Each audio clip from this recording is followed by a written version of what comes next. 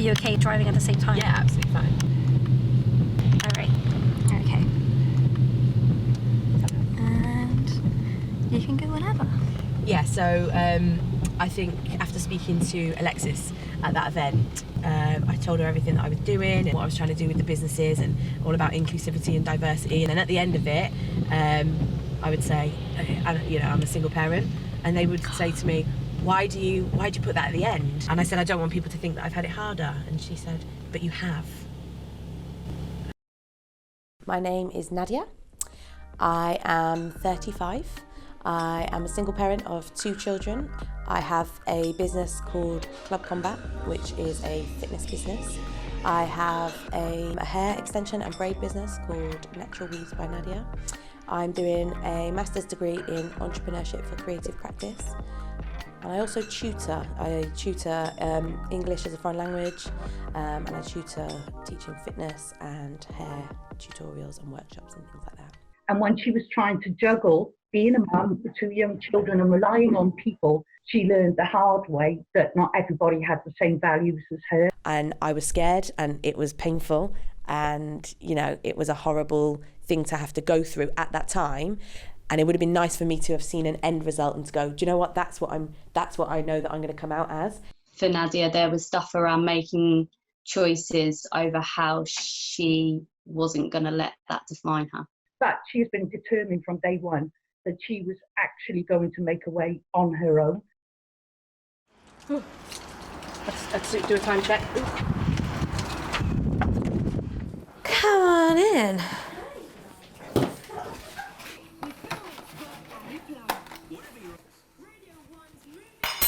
Four minutes.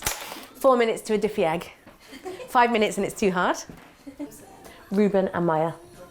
Yeah.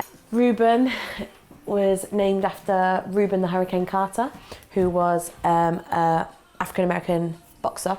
And Maya is called Maya Angel, and she's named after Maya Angelou, who was a black civil rights activist and a poet. And that's what I knew from birth. I was like, these kids are going to be strong kids, and they definitely are. Your egg and toast soldiers are done now. Right, kids. Are you ready? Oh, did I get the egg perfect? Oh, yeah. Oh! Perfect egg. 4 minutes. What have you got for homework? I did it. You've done it already? Wow. Sick. So well done. That's how good they are. Literally every single night. Have I ever had to say to you, go and do your homework? Ever? Ever? Never. Well done. Play a bit of football? What do you want me to do? Rough you up a bit? Or standing goal? Both? Standing goal. Standing goal. Are you going to pelt it at me? No. Okay. So be careful because we don't want it to go over next time. So I've got set things that I do each week. On a Monday, Tuesday, Thursday and Friday, my most important things is giving the kids their time. That is something that is quite protected. So I give them half an hour and we just do something that they want to do, something fun. Because I do a lot of stuff, but my most important job is being a mother. So that's the thing that I care about the most, and kids need time. Otherwise, it's quite easy to lose your kids to Fortnite or lose your kids to TikTok, to their devices. And although they seem like they're okay, without checking in, you don't really know whether they're okay or not. So we have lots of conversations, don't we? Talk about everything, always. Hash out friendships, hash out girlfriends, boyfriends, everything. We're just really open with each other, which is really nice. Then in the daytime is fitness, networking. She's got about 10 businesses and studying 500 things, and I can't even keep up with her anymore. So we are here at Argyle Home Park for the Plymouth Women in Business networking event. So we are here tonight at the Crown Plaza in Plymouth. And we are here for Plymouth and Devon Motor Equality for another networking event. We've got networking, we've got guest speakers. This is about an inspirational journey from single mum to CEO. So I'm really excited, and fingers crossed I might get to say hello and have a little chat to her, so that'd be awesome. Let's go in. Ooh. We're moving to a very exciting time in history where the world now expects gender balance. I met Purdy at an event a couple of times actually, haven't I? At Women in Business, and I watched her talk and I found it really super inspiring. I was born in the Punjab, left at the age of 16 because there was a cultural conflict for me in terms of my values and the expectations from my parents and the community. And my business idea was born as a result of, my children and grandchildren who share my cooking with me. So my first experience in Plymouth was I came with my children and I didn't speak any word of English. It's like we recognize champion in the city of Plymouth. And particularly this year, we've recognized out of 5 champions, we recognize 3 women. And we have one of our champion here today. So it's like, today I just walk in and I felt like I was like at home. Would you like to tell us what you're doing right now? I am writing down some questions that I feel like I would like to ask Bev. I believe she's been on a potential similar journey to myself, single mum to CBE. I've been super excited to come to this one because obviously we've got kind of a common bond, definitely.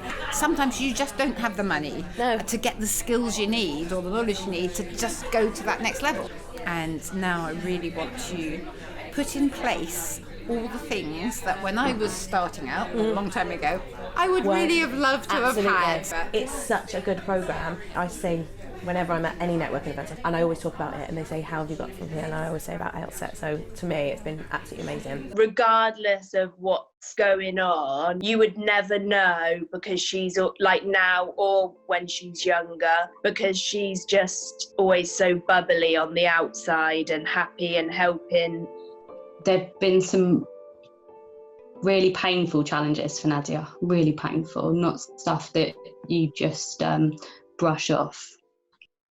So everything that I've lived and dealt with and been through is a reason why I really genuinely do have empathy and I understand people's barriers. So I was really overweight at one point. I had 2 children. I didn't have the childcare. I was on my own. I was like, I really want to work out, but there's nobody to have my children. I've had instructors that have really took a dislike to me. They've disliked what I was about. They disliked me being in their class. To have that little click where you make people feel excluded, that's not okay. You're there as an instructor. You're supposed to be there to influence and inspire people. So my aim was to challenge your regular fitness class audience and create a more inclusive and diverse fitness movement. So it's not just a fitness class where people come in and they do their class and they say goodbye. It's more of they're part of something. So creating that movement that's accessible to the whole community. So regardless of your social class, I wanted everybody to be able to access it and enjoy it and see the full benefits of it. She'd open the door because there'd be people waiting outside. She'd open the door and be like beaming with a smile, like, come on then, guys. I realised that a nightclub might seem a little bit scary to some people, but it's nothing like that. The space is perfect for what it is that I try to create. So it's dark so that people that do feel self-conscious, it kind of breaks that barrier down. It was like she created such a safe space where I was able to do that. And just that empathy of like, yeah, I know what it's like. It's tough. It's tough. And again, a lot of people are or do find themselves socially isolated. So it's that introduction, that conversation that you have. I'm going to pair you up with somebody. I'm going to put you in a little team and you start working together. And we're building, a team of people that understand the message that I'm trying to create and being part of something that really makes Club Combat what it is. So yeah, things have changed drastically since we last spoke. The COVID-19 virus was just coming into play, but I didn't think that it was going to affect me as much. But it's affected self-employed massively.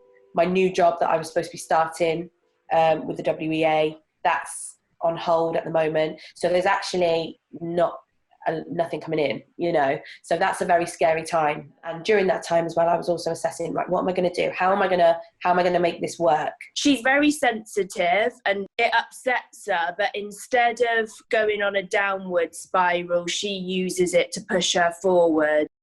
At the moment, I'm in good spirits. I'm grateful that we've got the online option, so it's not like I have to completely cancel my classes. I get to see, you know, my customers, and some of the customers that have joined me that I used to teach that I couldn't teach due to location have also come back, which is lovely. You know, and that is very much, and what she's doing is actually leading by that example. So her children know in order to achieve anything, you have to work hard, and they get that. So the reason why we ended up going to Sherwood Church for International Women's Day was part of Plymouth and Devon racial equality. Now, a couple of weeks prior to this, I had experienced some really horrible racism. Somebody started swearing at me, calling me a effing gollywog, telling me to go back to my own country, and just shouting all kinds of like obscenities to me, which was really hard to hear and really took me back. I don't see it all the time, but I know that I have directly experienced it a lot throughout my life. I normally deal with these situations with empathy. I feel genuinely sorry for people that they haven't been taught values and beliefs. They haven't had that home education and that school input and that whole support network of education instilling those values, beliefs, inequality. So I feel really sad for them normally. On this occasion, I got really upset and it really took me back. And the reason why I got upset was because that could have been my daughter or my son experiencing those kind of words, that kind of hate and hurt. And, you know, I wasn't sad for myself. I was sad for what could happen to my kids. So because I've won the BAME Award, Black, Asian, Minority, Ethnicity, and that award within that community has been recognised, I decided to put the two things together. This is what I'm very good at. If I'm hurt, then I use it as almost fuel, fire, to progress into something else. So I used this and I was like, do you know what? I'm going to go and make a difference. So I got in contact with Plymouth and Devon Racial Equality. I went to meet them and they were lovely. Moving forward from this, I definitely want to make a difference. I want to be able to educate people. I know that you can't change everybody's mind. That's like a lifelong education of almost ignorance and not being taught those values and beliefs. However, as an adult, you have a choice whether to learn. Learning is a choice, and you can learn about it if you want to. But for children, if you catch them early enough and you really show them the way and educate them in that equality for everybody, you know, not just races, not just equality for all, then you can really make a difference. And that's what I want to do. That was my reason behind speaking to the charity and also going down to Sherwood Church for International Women's Day. So my opinion is, as long as you put your children first, and by the decisions that you make are making your children proud, then you can't really go wrong. By that, I mean, there are different avenues that you go down and there's always a choice. And for me, my choice is, would this make my children proud? Would it not make them proud?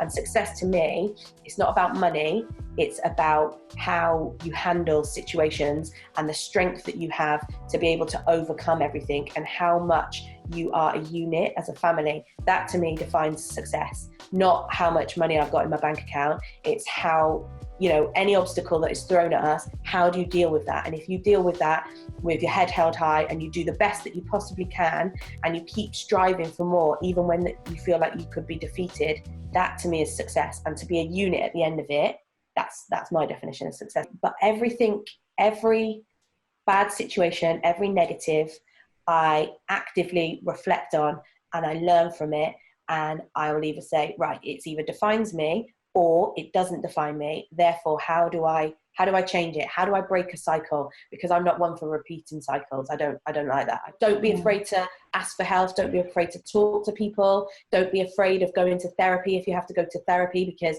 some people tell you that therapy is that means you're weak. It doesn't mean you're weak. It means that you're very, very strong and you're recognizing things and you want to change. I think if there is anybody that is watching Nadia's videos on the sofa and considering it but holding themselves back, as much as it's difficult, and I understand how hard it is to take that first step, she is the perfect person to take that first step with towards, you know, loving yourself and looking after yourself again if you, like me, neglected yourself for a while. Single parent has never been something that I've ever labelled Nadia with, or Nadia has labelled herself with. It's just kind of, this is my situation. These are my two beautiful children. I'm the sole parent and I'm running my business. I've said this lots and lots of times, and I'll say it again. I'm no different to anybody else. I'm no different. It's constant personal development. And that personal development, people go, oh, what does that even mean? It's about learning about yourself, challenging your feelings, sitting there and understanding them, and not just saying it is what it is when it comes to feelings. It's actually physically doing your research on yourself. Everything that you think, everything that you feel, understand it and make it your mission to understand yourself. The most exciting project that you can ever have is yourself.